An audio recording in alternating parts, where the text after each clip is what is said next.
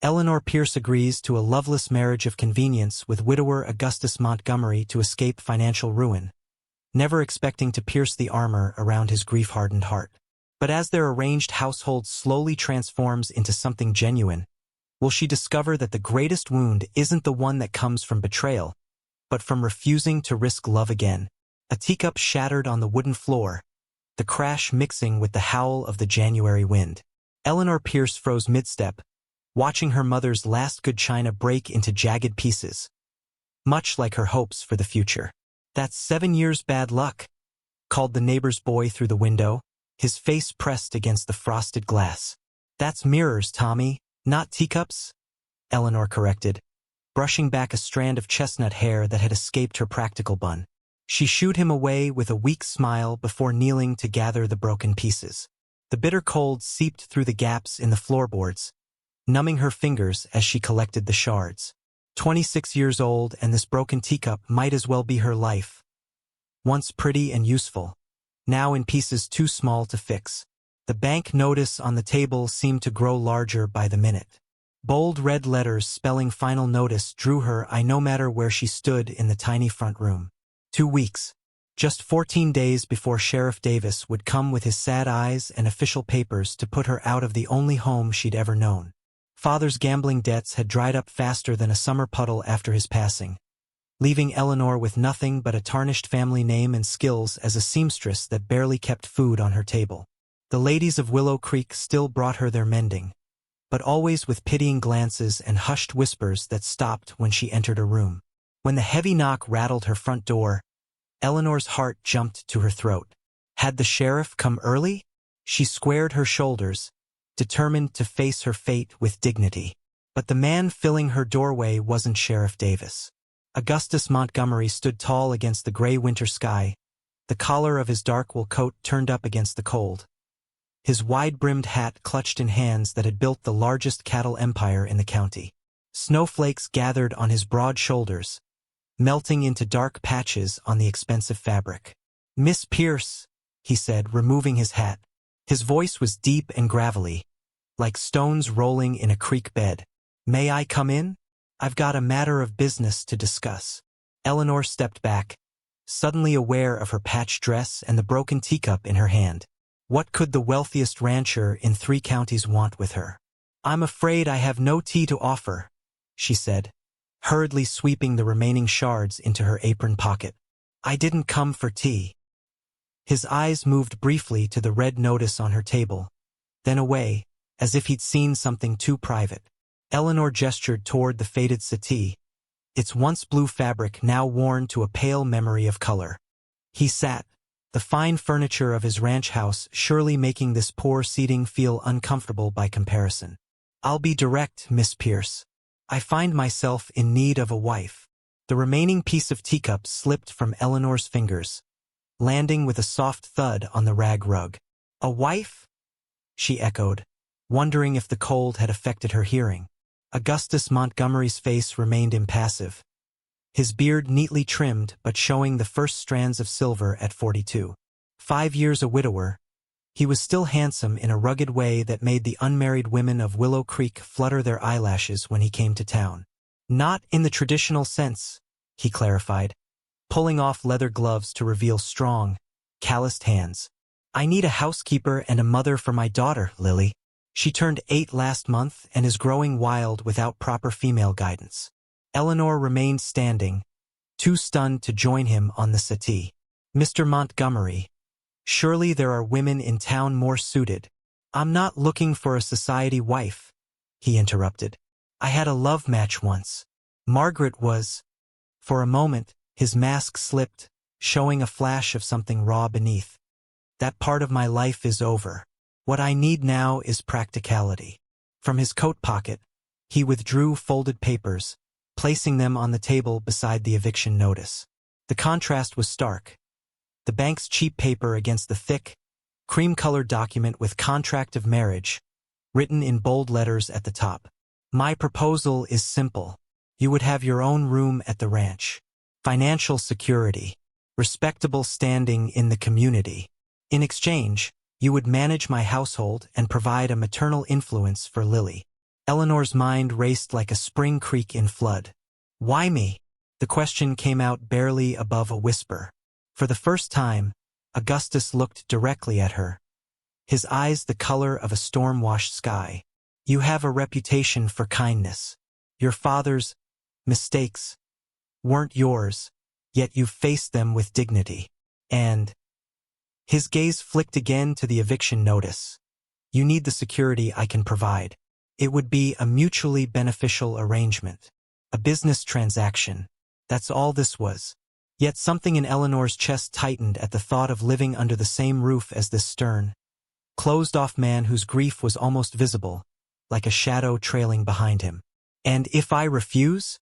A muscle twitched in his jaw. Then I'll wish you good day and look elsewhere. I'm not a man who forces bargains, Miss Pierce. The wind rattled the windows, as if reminding Eleanor of the harshness waiting outside. 2 weeks until she had nowhere to go. Pride was a poor blanket against February snow. When would this arrangement begin? Immediately. The wedding would be small. Just the minister and witnesses. Wedding.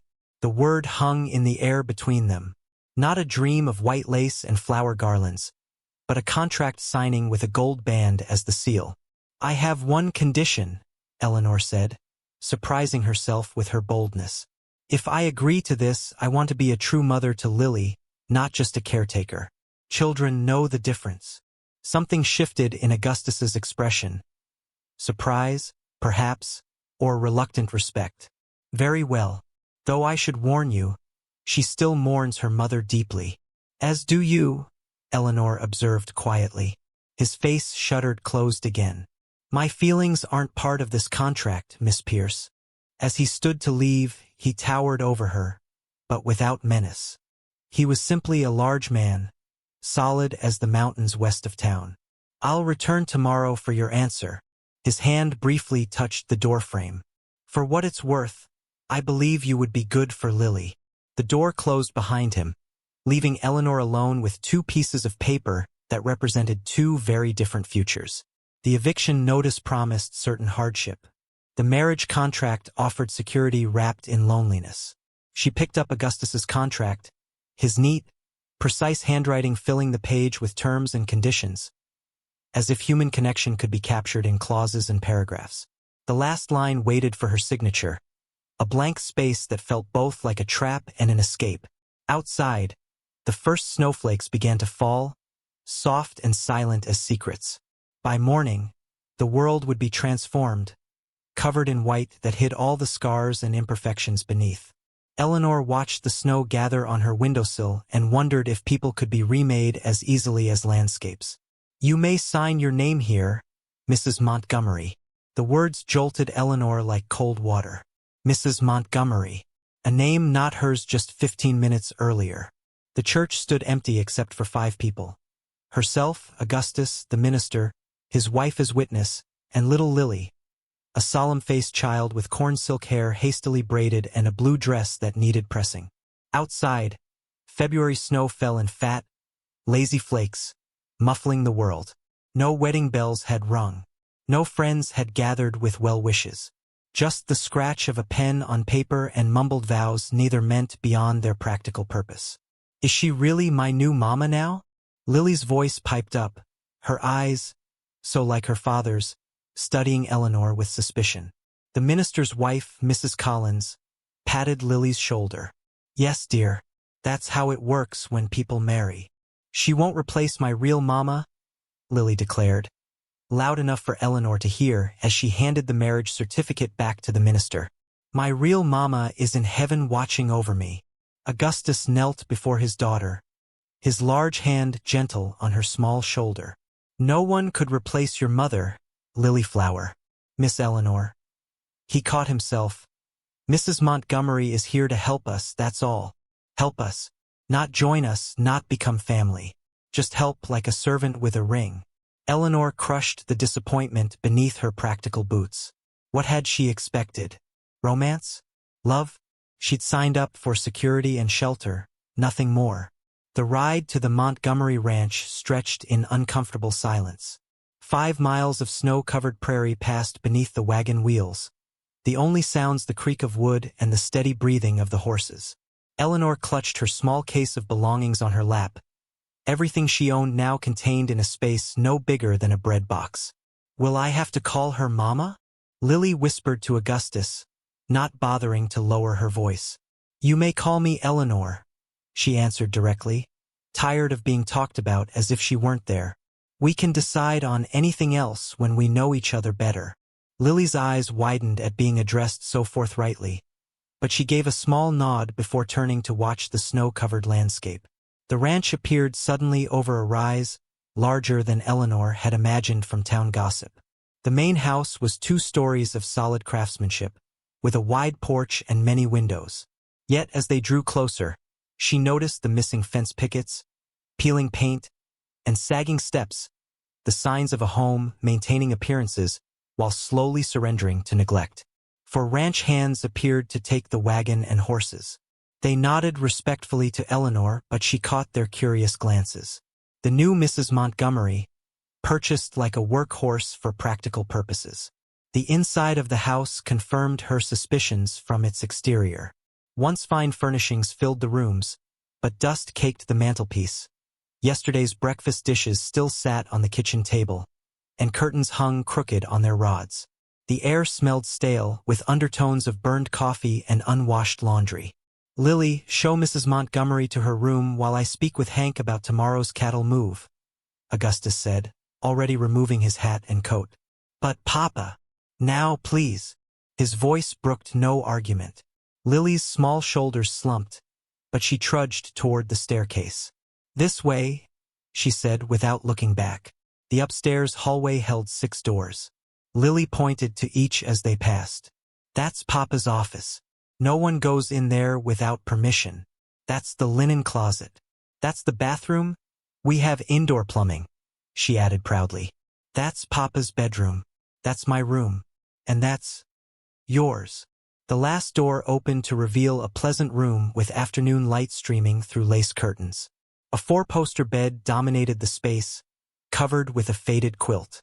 A washstand with porcelain basin, a wardrobe, and a small writing desk completed the furnishings. "Was this your mother's room?" Eleanor asked gently. Lily's chin came up defensively. "No. My Mama and Papa shared a room like real married people. This was the guest room, but we never have guests." Until now, the implication hung unspoken. Eleanor set her case on the bed. "Thank you for showing me, Lily. Perhaps you could also show me the kitchen later? I should start dinner soon. Mrs. Abernathy comes on Mondays and Thursdays to cook and clean, but she left already. There's probably stew." With that, Lily vanished down the hallway, the patter of her footsteps receding like retreating hail. Left alone, Eleanor unpacked her meager belongings: 3 dresses, undergarments, a hairbrush that had been her mother's, and a small wooden bird her father had carved before the drinking and gambling took over his life. She placed the bird on the windowsill where light caught its simple wings. The house creaked and settled around her. Unfamiliar sounds in an unfamiliar life. Through the window, she could see the vast expanse of the Montgomery Ranch stretching toward distant hills. Her home now, yet she'd never felt more homeless. A soft knock interrupted her thoughts. Augustus stood in the doorway, still wearing his coat, snow melting on his shoulders. "The room is satisfactory?" More statement than question. "Yes, thank you. It's lovely." Awkward silence stretched between them. What did one say to a husband who wasn't really a husband? "Supper will be at 6, he finally said. "Lily usually helps set the table." Eleanor nodded. "I'll get settled and come down to prepare the meal." Mrs. Abernathy left stew. So Lily mentioned. Another silence, heavier than the last. "Mr. Montgomery?" Eleanor began, then stopped, suddenly uncertain what she wanted to ask. What were the rules here? The boundaries? The expectations beyond the clear terms of their contract? "Augustus," he corrected. "You should call me Augustus, at least when others are present." "Augustus." She tried the name, foreign on her tongue. "What are your expectations for me, beyond what was written in our agreement?" He shifted his weight, uncomfortable with the directness of her question. His gaze moved around the room, landing everywhere but on her face. My daughter needs structure and feminine guidance. My household needs proper management. The ranch hands need regular meals and clean quarters. He spoke as if reciting a memorized list. I need. He trailed off, seemingly at a loss. And what do I need? Eleanor asked softly. That caught his attention. His eyes, gray as the winter sky, finally met hers, genuine surprise in them. You needed security. You have that now. His tone suggested the matter was settled. Eleanor moved to the window, needing distance from his imposing presence. Security isn't the same as happiness or fulfillment, Mr. Montgomery. Augustus. Happiness wasn't part of our arrangement. The bluntness of his words stung more than she expected. No, it wasn't, she agreed, keeping her voice steady. But respect was implied, I think. And perhaps, eventually, a kind of partnership. Something flickered across his face. Confusion, guilt, or perhaps simple discomfort at discussing feelings so directly. I respect you, Mrs. Montgomery. Eleanor, she corrected. If I'm to call you Augustus, then surely. Eleanor. He said her name as if testing a foreign word. I'll see you at supper. He closed the door firmly behind him, his footsteps heavy on the hallway floor. Eleanor pressed her forehead against the cold window glass, watching as ranch hands moved between outbuildings in the falling snow. In town, she'd been the scandalous gambler's daughter, pitted and whispered about. Here she was the purchased wife, an arrangement of convenience. The vastness of the land spread before her, white and empty, a contract fulfilled, yet a hollowness expanding within her chest. A wedding day with no celebration, a marriage with no marriage bed, a home that didn't feel like home. She was Mrs. Montgomery now. But who was Eleanor? The teacup slipped from Lily's small fingers, shattering against the kitchen floor with a crash that made the child flinch and shrink back. Eleanor froze, waiting for the shout that would surely come. But Augustus merely sighed from his newspaper at the table. The tension hung thick as honey in winter. I'm sorry, Lily blurted, eyes wide with fear. Eleanor knelt beside the broken pieces, gently guiding Lily back. Accidents happen in every home, she said, her voice soft but steady. Would you like to help me clean up? From the corner of her eye, Eleanor caught Augustus watching them, something unreadable flickering across his face.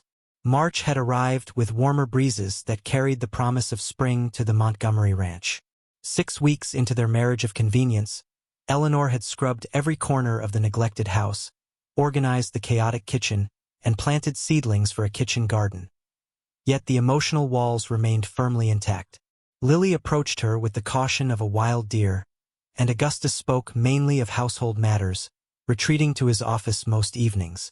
But as Eleanor and Lily worked together to sweep up the broken teacup, something shifted in the air between them. Mama had a special way of sweeping, Lily volunteered suddenly. She would hum while she did it. Eleanor's hands stilled on the broom. This was the first time Lily had mentioned her mother without pain clouding her features. What song did she hum? Eleanor asked gently. I don't remember, Lily admitted, shoulders dropping. I was only 3 when she died. Later that afternoon, Eleanor hummed softly while hanging laundry in the fresh spring air. The tune was one her own mother had sung, a simple melody about wildflowers and sunshine. She didn't notice Lily watching from the porch steps until the child began folding the dry cloths, her small face serious with concentration. You don't have to help, Eleanor said. I want to, Lily replied simply. You hum nice. That evening, finding Augustus's office door ajar, Eleanor glimpsed him hunched over account books, exhaustion evident in the slope of his shoulders, hair falling across his forehead in a way that made him look younger, more vulnerable. The cattle need moving to the north pasture tomorrow, he muttered, more to himself than to her. Johnson's down with fever. Williams quit last week after that fight with Peterson. I could help, Eleanor offered from the doorway. Augustus looked up sharply, surprise replacing the worry lines on his face. With the cattle, I grew up around horses before father's gambling debts took everything. I can ride better than most men in this county. His eyebrows rose. That's quite a claim for a seamstress. I wasn't always just a seamstress, Eleanor countered, lifting her chin. My mother died when I was 12. Father and I ran our small farm together for years before his drinking started. A silence stretched between them, filled with the ticking of the grandfather clock in the hall and unspoken questions. We leave at dawn, Augustus finally said. Wear something sturdy. Morning arrived with a pink-streaked sky and ground mist curling around the fence posts. Eleanor stood by the barn in her oldest dress and a pair of men's riding boots she'd found in a storage chest, hair braided tightly beneath a wide-brimmed hat. The ranch hands eyed her with skeptical glances that melted into surprised respect when she swung onto her horse without assistance. Mrs. Montgomery knows horses, Augustus announced, silencing the murmurs with a single stern look. She rides with us today. The north pasture lay 3 miles away across rolling hills dotted with early wildflowers and patches of melting snow. Eleanor breathed deeply of the fresh air, feeling freer than she had in months. The cattle moved reluctantly, lowing their protests at being disturbed from their winter pasture. They're like grumpy old men who don't want to move from their favorite chairs, she joked to a young ranch hand who rode beside her. The boy, no more than 16, laughed, then quickly glanced at Augustus to see if his employer disapproved. To Eleanor's surprise, the corner of Augustus's mouth twitched upward. You ride well, he commented later, as they paused to let the cattle rest in a sheltered valley. Margaret was afraid of horses after a fall as a child. It was the first time he'd voluntarily mentioned his late wife, and Eleanor stored the information carefully away like a precious keepsake. Some fears can be overcome with patience, she ventured, and some remain no matter how much we wish otherwise, Augustus replied, his gaze distant. After noon, Lily joined them, riding double with her father to check on the new calves. The girl's face glowed with excitement as they approached a creek where the herd had gathered to drink. Suddenly, a rattlesnake slithered from beneath a sun-warmed rock, startling Lily's pony. The horse reared with a terrified whinny, sending the child tumbling into the muddy creek bank. Eleanor was off her mount in an instant, splashing through the water before Augustus could even dismount. Her heart pounded as she reached Lily, who lay stunned in the mud. Are you hurt? She asked, hands quickly checking for injuries. Lily blinked up at her, then burst into tears, not of pain but of embarrassment. My new dress is ruined. Relief flooded Eleanor's chest as she helped the girl sit up. You're all right? She soothed, wiping mud from Lily's tearful face with her handkerchief. Brave girls get muddy sometimes. It's a badge of honor. What's a badge of honor? Lily sniffled. A sign that you've done something courageous, Eleanor explained, helping her stand. Like riding to see the calves and not crying even though you took a scary fall. Later, as they approached the ranch house, tired but satisfied with the day's work, Augustus's voice came low beside her. Thank you for today. He gestured vaguely toward Lily riding ahead with one of the ranch hands, chattering about the baby calves. She's part of our arrangement, isn't she? Eleanor replied, but her smile softened the words into something warmer. The arrangement, Augustus began, then fell silent for several paces. It's working better than I expected. That evening, Eleanor taught Lily how to salvage her mud-stained dress with careful scrubbing and a faint bleach solution. The girl listened with complete attention, asking questions about different fabrics and stains that revealed a quick mind. Would you like me to teach you to sew? Eleanor offered, struck by sudden inspiration. Every woman should know how to mend and create. Could I make a dress for my doll? Lily asked, excitement replacing her usual caution. We'll start with that tomorrow, Eleanor promised. Perhaps your father will take us to town for fabric on Saturday. At bedtime, Augustus appeared in the doorway as Eleanor finished reading to Lily, a nightly ritual she'd started the previous week. He stood awkwardly, watching them with an expression caught between longing and uncertainty. Papa, Lily exclaimed. Eleanor's going to teach me to sew a doll dress. Is she now? Augustus asked, his eyes meeting Eleanor's over the child's head. "Only if you approve," Eleanor said carefully. "I think." Augustus paused, stepping further into the room. "I think it's time Lily called you something besides your first name. Perhaps Mother would be appropriate, given our arrangement." The word hung in the air between them, heavy with meaning beyond a simple title. Lily looked between them, sensing the importance of the moment. "Would that be all right?" the girl asked Eleanor, vulnerability naked in her question. Eleanor's throat tightened with unexpected emotion. "I would be honored," she managed to say. That night, as Augustus bid her good night in the hallway between their rooms, his hand brushed hers, the barest whisper of contact, yet it sent warmth spreading up her arm. "Sleep well, Eleanor," he said, his voice deeper than usual. Eleanor noticed her bedroom door wasn't fully closed when Augustus turned away. Neither was his. Lightning cracked overhead, illuminating the dinner table where Eleanor froze mid-sentence, a fork of potatoes halfway to her mouth. The thunder that followed shook the windows in their frames, making Lily squeal with delighted fear. Outside, rain fell in angry sheets, turning the ranch yard into a lake of mud and sending rivers of water down the hillsides. "Will the creek flood, Papa?" Lily asked, pressing her nose against the window despite Eleanor's gentle reminders about proper table manners. Augustus frowned, calculations visible behind his eyes. "If this keeps up through the night, we'll likely lose the bridge to town by morning." Eleanor had never seen such storms as those that arrived with April in cattle country. 3 days of relentless downpour had transformed the landscape, trapping them on their side of the rapidly rising creek. The cozy domesticity they'd begun to build in March now felt both intensified by their isolation and threatened by forces beyond their control.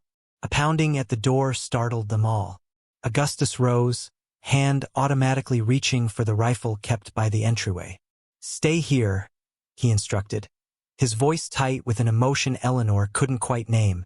Muffled voices carried from the front hall, Augustus's low rumble met by another man's smoother tones. When they entered the dining room, Eleanor was struck first by the family resemblance. The stranger had Augustus's height and jaw, though his eyes lacked the depth she'd grown accustomed to seeing across the breakfast table. "Robert," Augustus said stiffly. "This is my wife, Eleanor, and you remember Lily." "Uncle Robert," Lily cried, launching herself from her chair into the newcomer's arms. He caught her with practiced ease, spinning her once before setting her down. "My favorite niece," he declared with a wink. "Pretty as ever."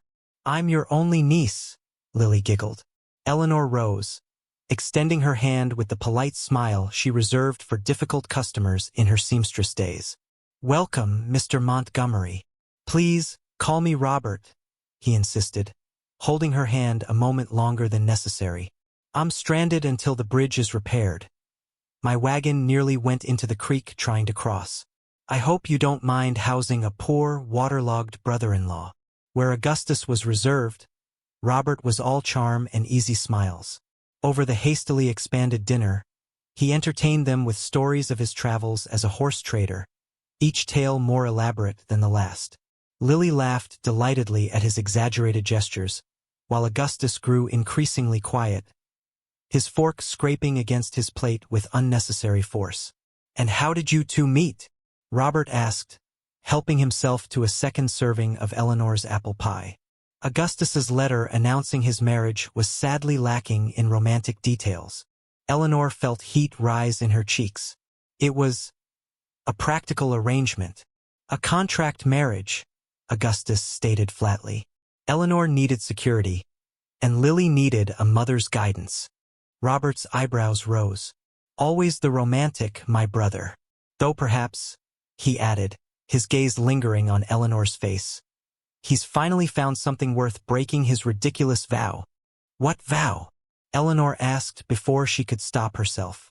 A strange silence fell over the table. Lily looked between the adults with the keen awareness children develop when they sense underlying currents they don't understand. Robert smiled, a gesture that didn't reach his eyes. To never love again after Margaret. To keep her memory pristine. His emphasis on the last word carried a weight Eleanor couldn't decipher. The next morning, Eleanor woke to shouting from the barn. Wrapping a shawl around her nightdress, she hurried to the window, squinting through the gray dawn light. Augustus and Robert stood toe-to-toe among the hay bales, Augustus's finger jabbing at his brother's chest. "Keep your distance," she made out through the rain-streaked glass. "I mean it, Robert." Later, as she kneaded bread dough with more force than necessary, Robert appeared in the kitchen doorway, leaning against the frame with casual grace. "My brother was always the lucky one," he remarked, watching her work. "First father left him the ranch. Then he found Margaret, and now you." Eleanor kept her eyes on the dough. "You seem to have done well for yourself in the horse trade." Robert chuckled. "Money isn't everything, though it certainly helps. Tell me, does Augustus still keep her portrait by his bed?" "I wouldn't know," Eleanor replied carefully. "We have separate rooms." Something like triumph flashed across Robert's face. "Of course you do. My brother and his principles." He took a step closer. "Has he told you about Margaret? About how she died?" Eleanor's hands stilled. In 3 months of marriage, Augustus had mentioned his first wife only a handful of times, each reference brief and carefully contained. "A riding accident," she said. 5 years ago. Is that all he told you?" Robert asked, his voice softening to something almost like pity. Typical Augustus, hiding the truth even when. The back door banged open, admitting Augustus and a gust of rain-scented air. His eyes narrowed at finding his brother so close to Eleanor. "The south fence line needs repair," he stated tersely. "Make yourself useful, Robert." That afternoon, confined to the house by renewed downpours, Eleanor decided to tackle the attic, the last untouched territory in her campaign to bring order to the Montgomery home. Dust motes danced in the beams of light from the single window as she sorted through trunks of outgrown clothes and forgotten holiday decorations. Behind a stack of leather-bound ledgers, she found a small wooden box, not locked, but carefully placed out of casual sight. Inside lay letters tied with faded blue ribbon, and a daguerreotype of a beautiful woman with lily's eyes and a proud tilt to her chin. Margaret's smile seemed secretive, knowing, and directed at someone other than the photographer. Eleanor's fingers trembled as she carefully untied the ribbon. The letters were addressed to "My dearest M," and filled with passionate declarations Eleanor felt she had no right to read. Yet one phrase caught her eye. "When you leave him, we'll go west to California."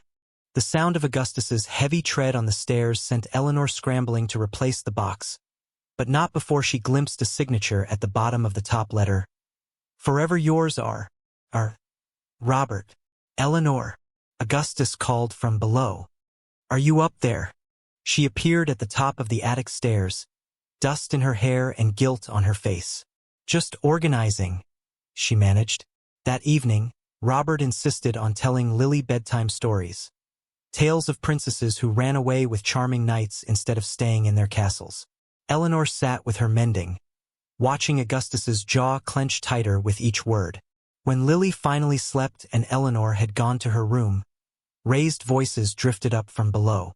"You've always wanted what was mine," Augustus growled, the words floating up the stairwell as Eleanor paused by the banister. "And you've always been blind to what you have," Robert's voice replied, edged with bitterness. "That woman isn't Margaret. Thank God for that." Glass shattered. A door slammed. Eleanor retreated to her room, heart pounding against her ribs like a trapped bird. Near midnight, the storm reached its peak. Wind howled through every crack in the sturdy house, and thunder crashed overhead in waves that seemed to shake the very foundation. Eleanor lit a candle, unable to sleep amid nature's fury, and found herself drawn to the window that overlooked the creek. In the next flash of lightning, she saw it, the bridge, or what remained of it, washing away in churning, muddy torrents. They were truly isolated now. A soft knock at her door startled her. Augustus stood in the hallway, soaked to the skin, rainwater pooling at his feet. "The barn roof is leaking," he said without preamble. "I've moved the horses to the south stalls, but we may lose hay if this keeps up." "You're drenched," Eleanor replied, concern overriding her earlier unease. "You'll catch your death. Come in and get dry while I make you tea." Hesitation flickered across his face before he stepped inside. The first time he'd entered her bedroom since showing it to her on their wedding day. He stood awkwardly in the center of the room, dripping on the braided rug, looking lost in a way that made Eleanor's heart twist unexpectedly. She handed him a towel from her washstand. "What happened downstairs?" "With Robert." Augustus's face darkened. "My brother has always coveted what isn't his. Be careful around him, Eleanor." "He said something about Margaret," she ventured. "About how she died." The silence stretched between them, filled only by the drumming of rain against the windows and the occasional rumble of distant thunder. Augustus's shoulders slumped, the proud posture he maintained even when alone finally giving way. "She was leaving me," he said so quietly Eleanor had to lean forward to hear. "For him. For Robert. Her horse spooked during a storm much like this one. They found her at the bottom of Miller's Ravine." The confession hung in the air between them, a truth finally spoken aloud after years of silence. "I'm sorry," Eleanor whispered, unsure if she was apologizing for Margaret's betrayal or her own discovery of it. Augustus looked at her then, really looked at her, as if seeing past the convenient arrangement to the woman beneath. "I didn't want Lily to know.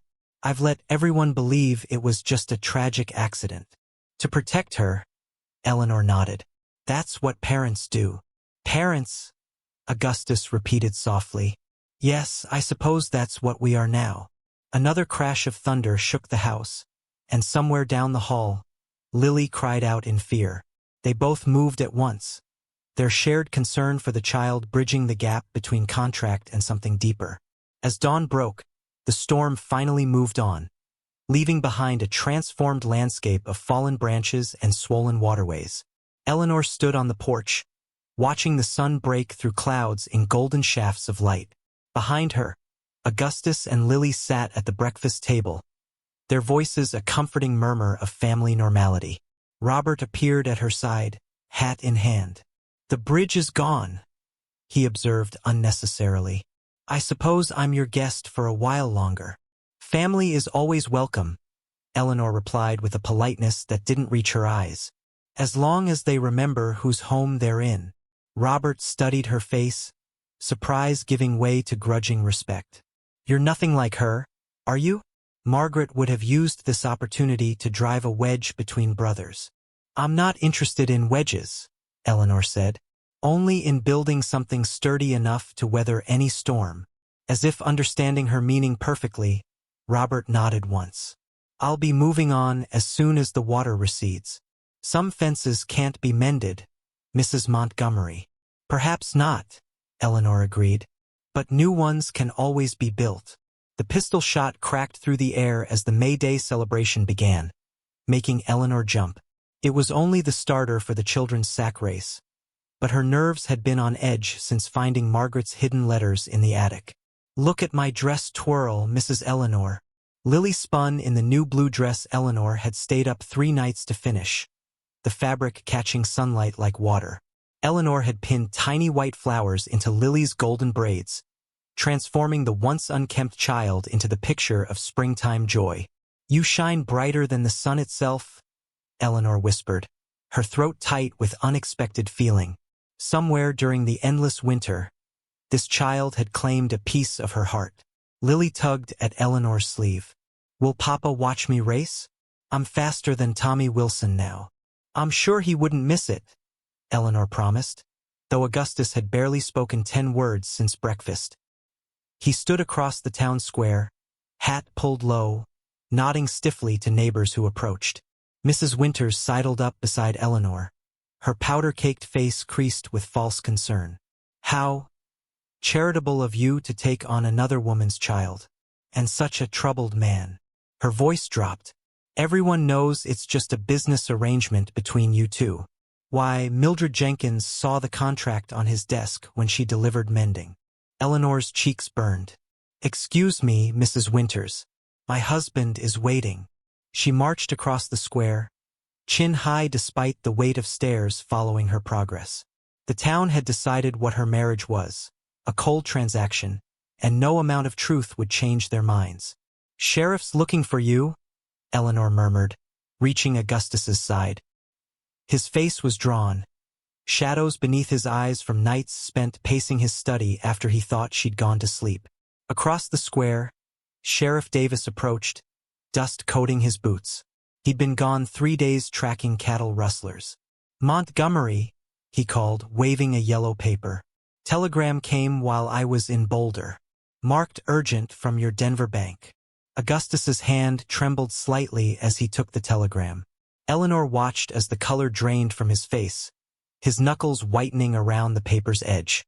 "Is it bad news?" she asked, stepping closer so only he could hear. "Robert." The name fell like a stone between them. "He's taken everything from the Denver account. The cattle money, Lily's schooling fund. All of it." Eleanor's mind raced, calculating what they had, what they needed. "The north pasture can be sold. We still have the breeding stock." Augustus looked at her as if seeing something new. "We have nothing. This isn't your burden." Eleanor straightened her spine.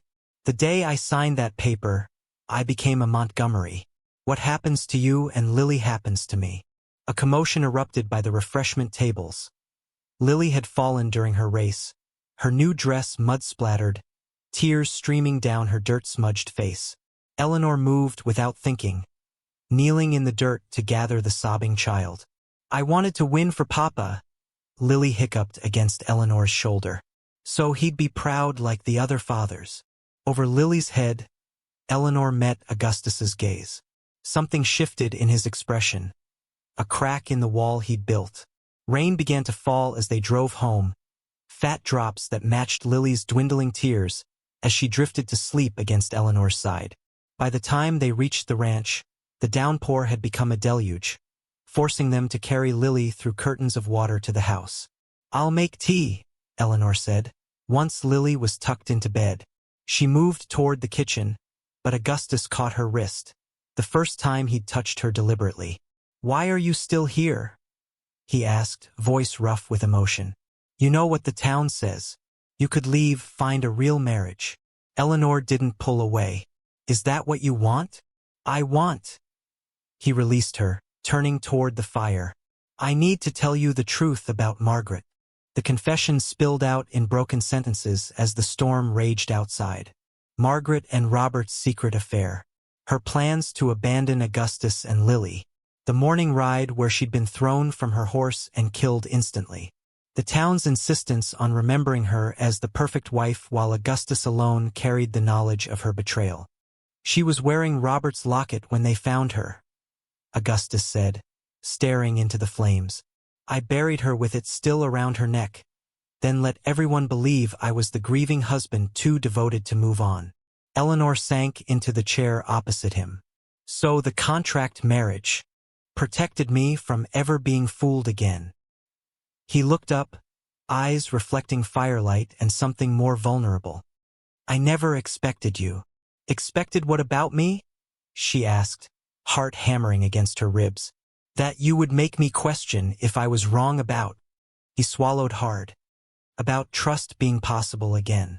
About being more than Margaret's bitter husband and Lily's half-present father." Outside, lightning split the sky, illuminating the room in stark white for a heartbeat. In that flash, Eleanor saw the future hovering before them, a real marriage growing from the ashes of their arrangement. Then darkness returned, and with it, uncertainty. "What happens now?" she whispered. Augustus reached across the space between them, his calloused fingers finding hers in the shadowed room. "I don't know," he admitted. "But for the first time in 5 years, I want to find out." The scissors sliced through the expensive blue silk with a sound that made Eleanor wince. $3 a yard, an extravagance she'd never have considered 6 months ago. But Mrs. Henderson's wedding gown for her daughter would pay more than enough to cover it, if Eleanor could finish the work before the cattle buyer arrived tomorrow. June heat pressed against the windows like a living thing, making the air inside the ranch house thick and still. Eleanor wiped sweat from her forehead with her sleeve, careful not to drip on the delicate fabric.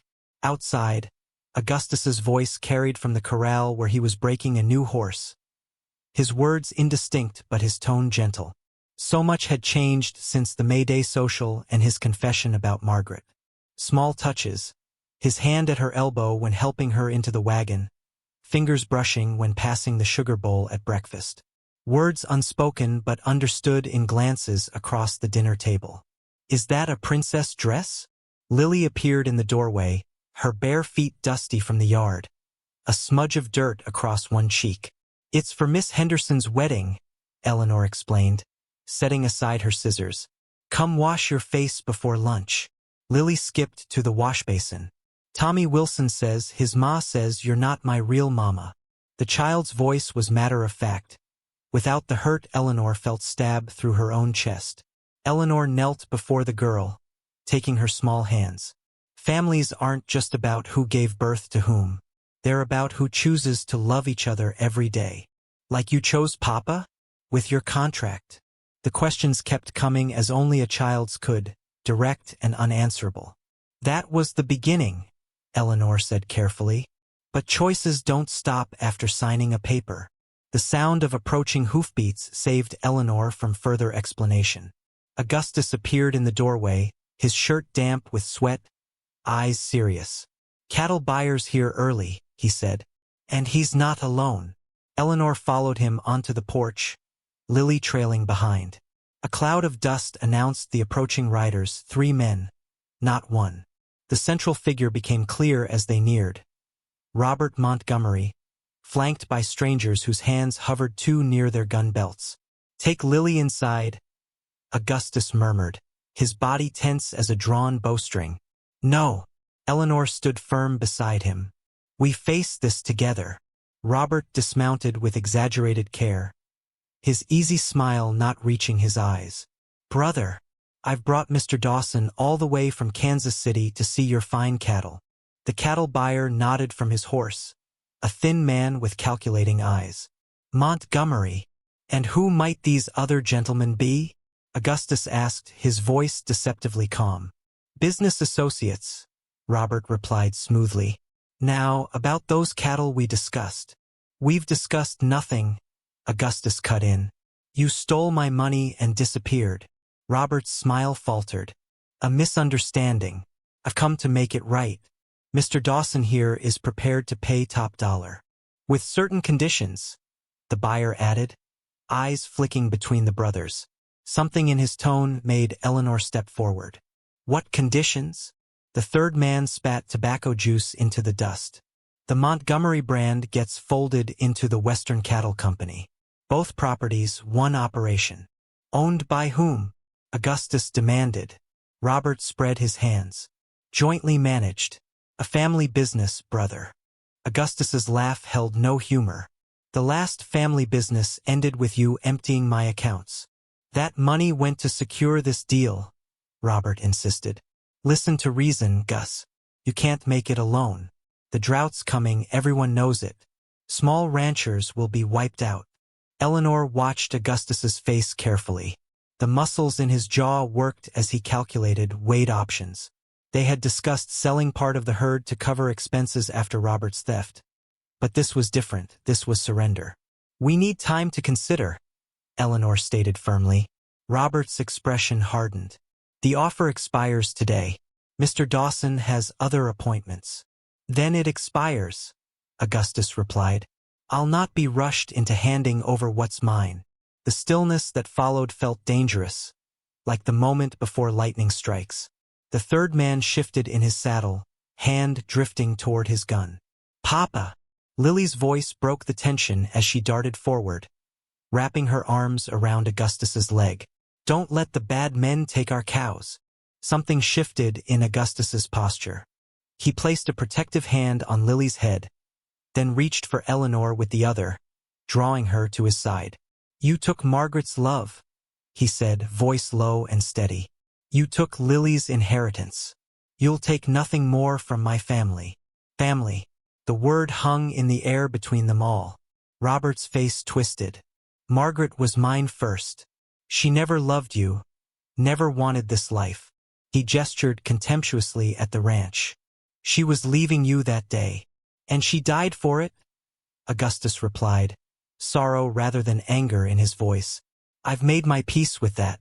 I suggest you do the same. The cattle buyer cleared his throat. This family drama isn't my concern.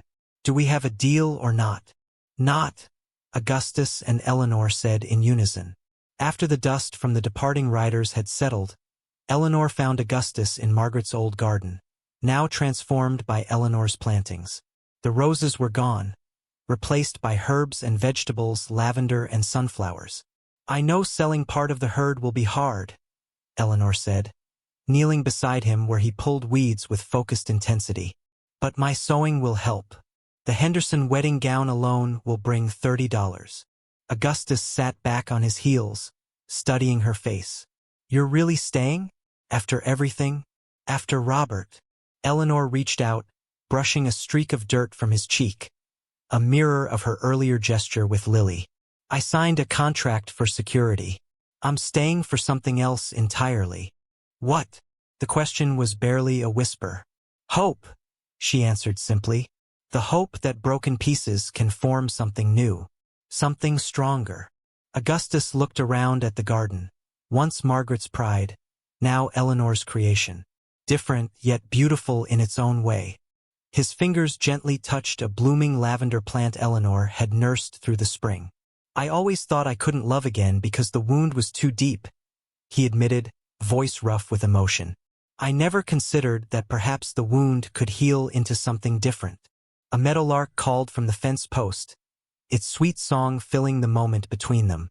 Eleanor's heart beat a rhythm of possibility as Augustus's hand found hers among the green shoots of new growth. Blood streaked the dawn sky as Eleanor awoke to the sound of frantic knocking. Her heart lurched in her chest, memories of similar pre-dawn disturbances bringing nothing but trouble. Mrs. Montgomery. The voice belonged to young Billy Jenkins, one of the ranch hands. Fire at the south pasture. Augustus was already pulling on his boots, face grim in the dim light. Wake Lily, he told Eleanor. The winds blowing north might reach the house. By the time Eleanor had Lily dressed and valuables packed, orange flames were visible on the horizon, consuming dry grass with terrifying speed. Ranch hands formed a bucket line from the well to the garden, where they soaked blankets and sacks. Did lightning start it? Eleanor asked, joining the women who had arrived from neighboring ranches.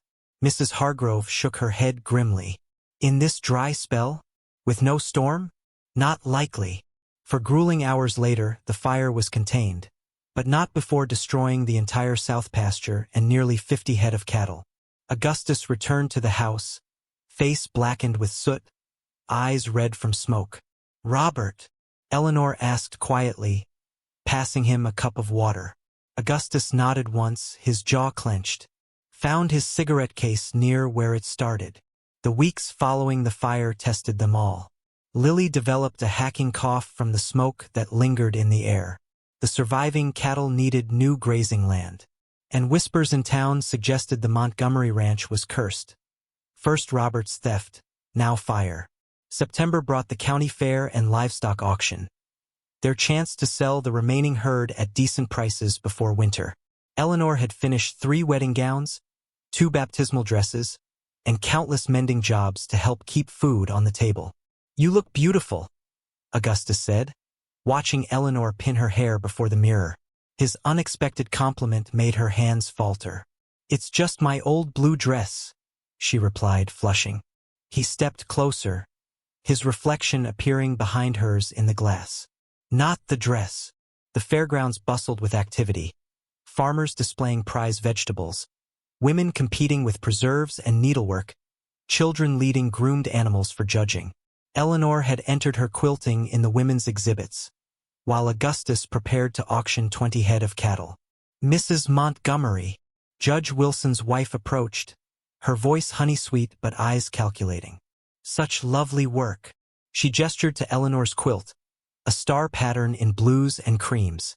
Though perhaps not quite as fine as Mrs. Daniel's work.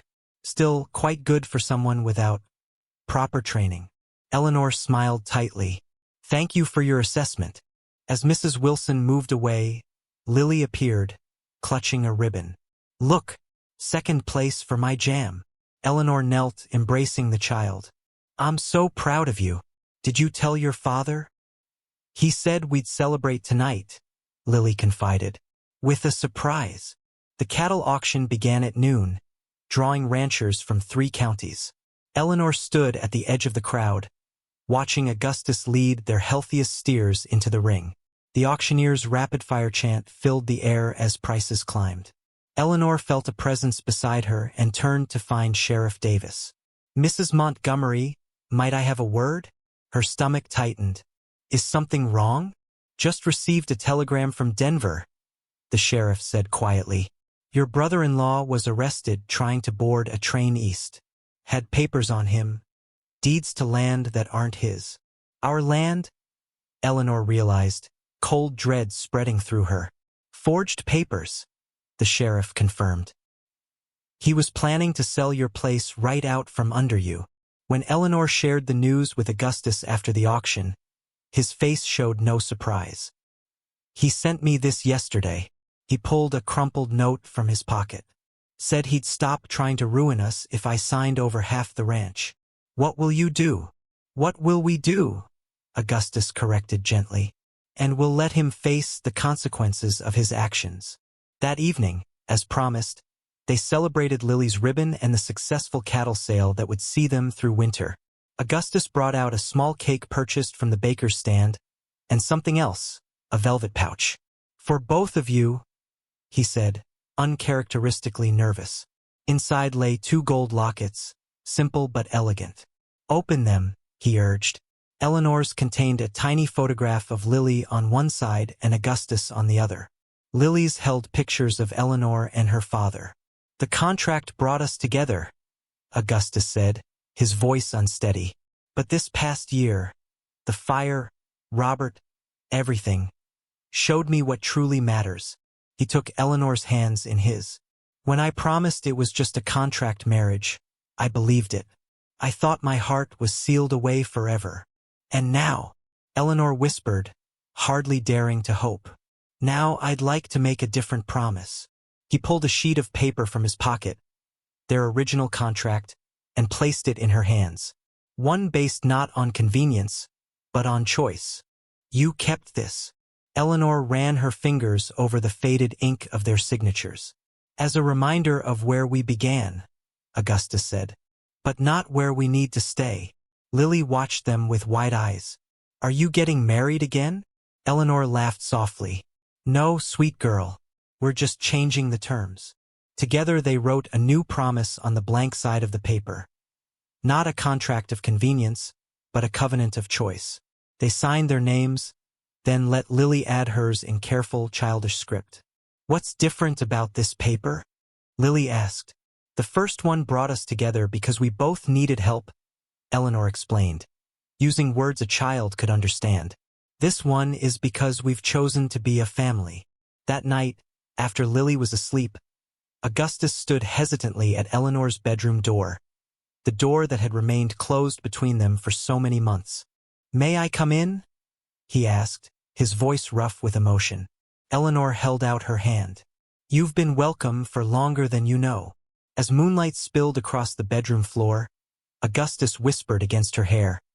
I promised it was just a contract marriage. I never expected you would heal wounds I thought would never close.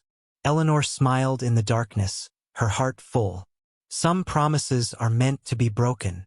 Another letter from Robert? Eleanor asked, watching Augustus's expression darken as he read the mail that December morning.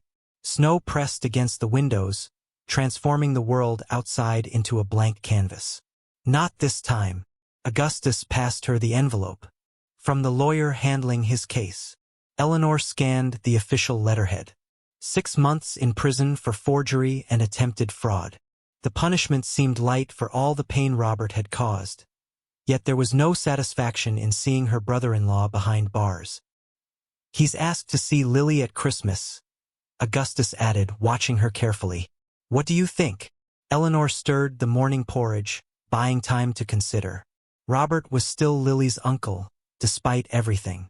I think family is complicated, Augustus replied. And that choices have consequences. Lily burst into the kitchen, wrapped in a knitted scarf Eleanor had made her. Can we get the tree today? Tommy Wilson says their tree touches the ceiling. Augustus ruffled her hair. After breakfast, though ours might not reach the ceiling. That's okay, Lily declared. Mrs. Hargrove says it's not the size that matters, it's who helps decorate it. Their laughter filled the kitchen, pushing away the shadow Robert's letter had cast. So much had changed in a year. The contract that once defined their relationship now sat in Augustus's desk drawer, replaced by something deeper that needed no signature. The trip to cut the Christmas tree became an adventure when their wagon wheel cracked halfway home. Augustus lifted Lily onto his shoulders while Eleanor carried the small pine they'd selected. Remember when you couldn't look me in the eye? Eleanor teased as they trudged through deepening snow. Now look at us, hauling a tree home like true pioneers. I was afraid, Augustus admitted, adjusting Lily's weight on his shoulders. Not of you, but of what you represented. And what was that? Eleanor asked, curious about this new openness. Hope, he said simply. The possibility that life could be more than endurance. That evening, as they decorated the tree with paper ornaments and strings of cranberries, a knock rattled the front door. Augustus opened it to find Sheriff Davis, hat in hand, snow dusting his shoulders. Sorry to intrude on your holiday preparations, the sheriff said, stomping snow from his boots. But there's been a situation at the county jail. Eleanor's heart sank. Robert escaped 2 days ago during a transfer, Davis confirmed. Stole a horse and headed west. Augustus's jaw tightened. You think he's coming here? It's possible, the sheriff acknowledged. I've got men patrolling, but with this storm, he gestured at the thickening snowfall. Just wanted to warn you. After the sheriff left, Augustus checked every window and door, his movements tense. Eleanor put Lily to bed with reassurances that everything was fine, though her own nerves jangled with each creak of the settling house. Do you think he'd really come here? She asked Augustus as they sat by the fire, the decorated tree glowing warmly in the corner. I don't know, Augustus admitted. Robert never could accept losing. The blizzard howled outside, rattling window panes and sending drafts down the chimney. Eleanor worked on her sewing, a new dress for Lily's Christmas gift, while Augustus cleaned his rifle, the familiar routine soothing them both. A crash from the kitchen shattered the quiet. Augustus was on his feet instantly, rifle ready. Stay here, he ordered. No. Eleanor grabbed the fireplace poker. Together, remember? The kitchen window lay broken, snow and wind swirling inside. A figure huddled against the back door, not breaking in, but seeking shelter. Robert, Augustus called, rifle raised. Please, came the feeble reply. I'm half frozen. Eleanor lit the lantern. In its glow, Robert appeared skeletal, his once handsome face gaunt and weathered, frostbite blackening his fingertips. Why come here? Augustus demanded, keeping the rifle trained on his brother. Nowhere else to go, Robert rasped. The law's behind me, creditors ahead. And you thought we'd help? After everything? Eleanor couldn't keep the disbelief from her voice. Robert's laugh turned into a hacking cough. Not for my sake. For Margaret's. Augustus stiffened. Don't speak her name. She loved you, Robert said, words slurring slightly. Not the way you wanted, but she did. Said you were the better man. Too good for her.